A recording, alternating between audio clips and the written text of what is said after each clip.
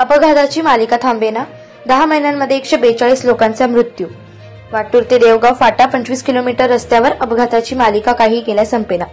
कुठं पथदिवे, कुठं वाहनाच्या गतीमुळे अपघाताचा अनेकांचा मृत्यूला कारण ठरत आहे। मंठा ते जालना रोडवर केंद्रळी शिवारात भारत पेट्रोल पंपासमोर सकाळी 11 ते 12 दरम्यान 4 चाकी गाडी क्रमांक MH28V 8736 आणि दुचाकी MH21B 543 यांचा अपघात झाला।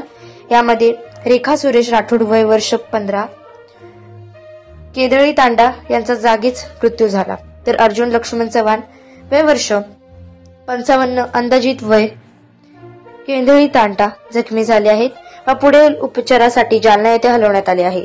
अपघातात कमी करण्यासाठी शासन आणि प्रशासनाने ठोस पावले उचलावी लागतील, अन्यथा असा निरपराध निष्पाप अनेकांचा बळी जात राहणार। अजिंक्य महाराष्ट्र न्यूज सोबत प्रतिनिधी नामदेव मंडपे, मंठा, जालना।